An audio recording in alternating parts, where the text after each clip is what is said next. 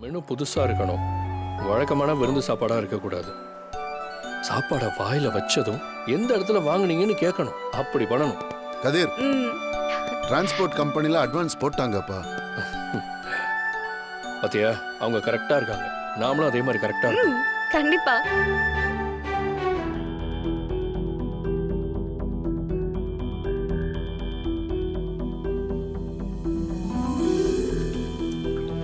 Madam வாங்க.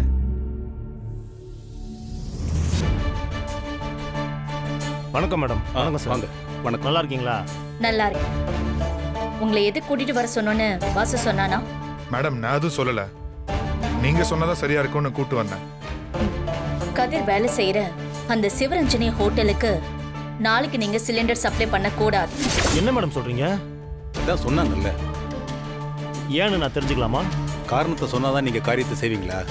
அப்படி இல்லை, வழக்கமாக 2 சிலிண்டர் கேட்குற கதிர் நாளைக்கு 4 சிலிண்டர் கேட்டிருக்காரு. நாளையுமே கொடுக்காதீங்கன்னு சொல்றேன். அப்படியெல்லாம் சொல்ல முடியாதே, அவர் ரெகுலர் கஸ்டமர் ஆச்சே மேடம். போன மாசம் சிலிண்டர் கேட்டப்போ இல்லைன்னு சொன்னேன்ல. அப்போ சப்ளை ஆகல, அதனால தான் அப்படி சொன்னேன் சார். அதே விஷயத்த இப்பவும் சொல்லுங்க. லோடு வரல, லேட் ஆகும், ஈரான்ல வாரு, அமெரிக்காக்காரன் குண்டு போட்டான், அப்படி இப்படின்னு ஏதாவது சொல்லி சமாளிங்க. என்ன ஆச்சு? மறுபடியும் அதே இஷ்யூ. அதான் இப்ப ரீல்ஸ் பார்க்கலையே. அதுதான் நானும் யோசிக்கிறேன் சீனு. நீ மொபைல் யூஸ் பண்றதுனால லேப்டாப் ஒர்க் பண்ணலன்னு நினைச்சேன். இப்போ நீ பக்கத்துல இருக்கிறதுனால ஒர்க் பண்ண மாட்டேதுன்னு தோணுது. நீ கொஞ்சம் தள்ளி போ, நான் செக் பண்ணி பார்க்கறேன். என்னடா அது? ஒரு கணவனுக்கு ராத்திரியில வர சோதனை இப்படியா இருக்கும்? ஐயோ.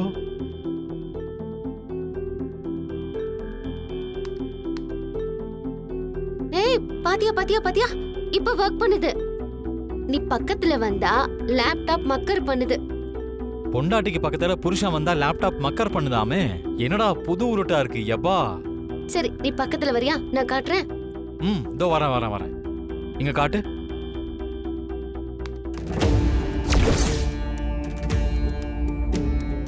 பாத்தியா, லேப்டாப் ஒர்க் பண்ணல. எனக்கும் ஆச்சரியமா தாண்டா இருக்கு. ஆனா இத நம்பிதானே ஆகணும். நீ பக்கத்துல வந்தா ஏதோ எரர்னு காட்டுது. நீ தள்ளி போனா லேப்டாப் நல்லா ஒர்க் பண்ணுது. சீனு, நீ கொஞ்ச நேரம் வெளியில இரு, நான் வேலையை முடிச்சுட்டு கூப்பிடுறேன். சரி, பொண்டாட்டி சொன்னா கேட்கணும். அதுதான் இல்லற வாழ்க்கைக்கு இனிமே சேர்க்கும்.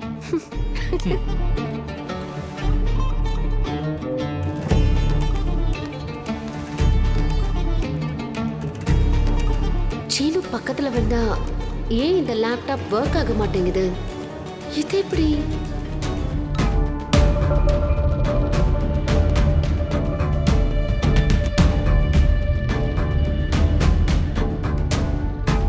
கதிர், டெலிவரிக்கு இன்னும் 4 மணி நேரம் தான் இருக்கு. இன்னும் அடுப்பே பத்த வைக்கல. இன்னைக்கு டெலிவரி ஆகாட்டி நமக்கு அசிங்கம்.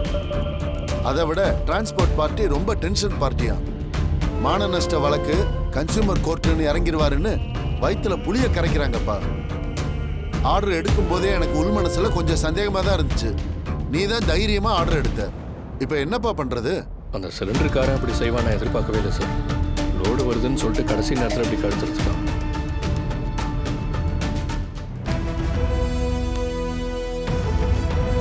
எல்லாரும் என்ன கூடி நின்னு கும்மி அடிச்சுக்கிட்டு இருக்கீங்க?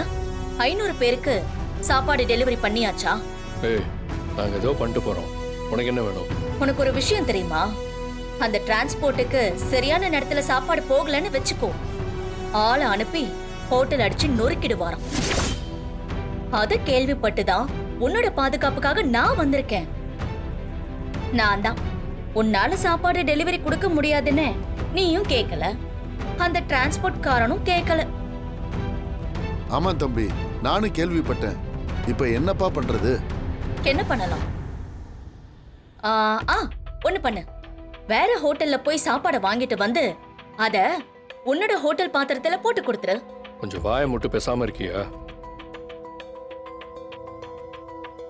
என்ன எல்லாரும் அப்படி நின்னு பாத்துக்கிட்டு இருக்கீங்க? ஹோட்டலோட ஃபைனான்சியர் வந்திருக்கேன், கண்டுக்காம இருக்கீங்க. நிறைய ஐஸ் போட்டு ஜூஸ் எடுத்துட்டு வாங்க.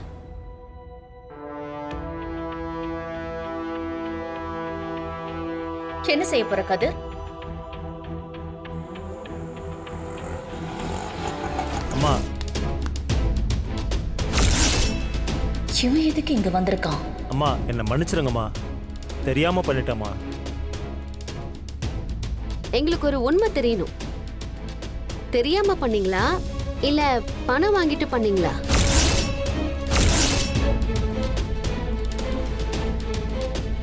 கதிர் சாரு நமக்கு சிலிண்டர் இல்லைன்னு சொல்லிட்டு பிளாக்ல வித்துக்கிட்டு இருந்தாரு. வீடியோ எடுத்திருக்கேன். கம்ப்ளைண்ட் பண்ணிடுவேன்னு சொன்னதும் அப்படி பதறி போய் ஓடி வராரு. உங்களெல்லாம் நம்பி தானே இந்த பிசினஸ் ஆரம்பிச்சிருக்கோம். 50-100க்கெல்லாம் விலை போனீங்கன்னா என்ன சார் அர்த்தம்? யார் சொல்லி நீங்க இப்படி பண்ணீங்க? அம்மா இவங்க தாம்மா அப்படி பண்ண சொன்னாங்க. சீப்பை ஒளிச்சு வச்சா கல்யாணம் நின்று போயிடும்னு யாரோ நினைச்சதா சொல்லுவாங்கல்ல, அந்த கதை தான் இதுவும். மேடம் வேணா ஜூஸ் ஐஸ் போட்டு கொண்டு வரட்டுங்களா? டேய் இந்த ஜூஸ் எங்கடா? மேடம் ரொம்ப சூடா இருக்காங்க, கொஞ்சம் சீக்கிரம் எடுத்துட்டு வா. ஓ ஜூஸ் வேண்டாமா? அப்ப சரி, கொஞ்ச நேரம் வெயிட் பண்ணுங்க, சாப்பாடு ரெடி ஆயிடும். லஞ்ச் டைம் வேற ஆயிடுச்சு, லஞ்சை ஒரு ரெடியாக முடிச்சு போயிடுங்க. என்ன கதிர், நாங்க மத்த வேலையை பாக்குறோம், நீ வா. நீங்க போங்க, நான் வரேன்.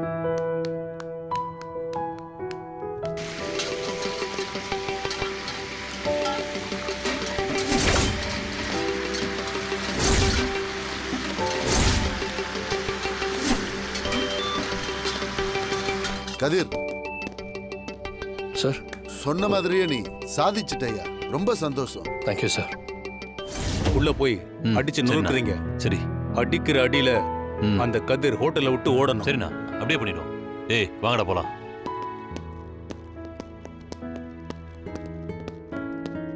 சார், சொல்லுங்க சார். டிரான்ஸ்போர்ட்ல இருந்து வர்றோம், சாப்பாடு எடுத்துட்டு போகணும். சாப்பாடு எங்க இருக்கு? இன்னும் கொஞ்ச நேரத்தில் ரெடி ஆயிடும். ரெடி ஆயிட்டு இருக்கா? டைம் என்னாச்சு? சார் இன்னும் 1 மணி நேரம் இருக்கு, ரெடி ஆயிடும். 12 மணிக்கு தானே தரோன்னு சொன்னோம். இப்போ மணி என்ன 11 தானே ஆகுது. ஏன் வாட்ச பாருங்க, மணி 12 ஆச்சு. சார் உங்க டைம் ஃபாஸ்டா போகுது, கொஞ்சம் பொறுமையா இருங்க. சாப்பாடு ரெடி ஆயிட்டு இருக்கு, கொடுத்துட்றோம். அப்போ டெலிவரி தர மாட்டீங்களா? இல்ல சார், சொன்ன டயத்துக்கு முன்னாடியே தந்துடுறோம். டைம் ஆச்சுங்க, 12 மணி. சார் டைம் ஆகல சார், நம்ம உங்க ஓனர் கால் பண்ணவா? எங்க ஓனர் சொல்லி அனுப்புனதை சொல்லவா? போய் சாப்பாடை கேளு. சாப்பாடு தரலன்னா ஹோட்டலை அடிச்சு நொறுக்கிட்டு வான்னு சொல்லியிருக்காரு. டேய் ஹோட்டலை அடிச்சு நொறுக்குடா. ஒரு பொருள் இருக்க கூடாது, எல்லாம் பீஸ் பீஸ் ஆகணும். அப்பதான் எங்க முதலாளி யாருன்னு உனக்கு தெரியும். டேய் வாங்கடா.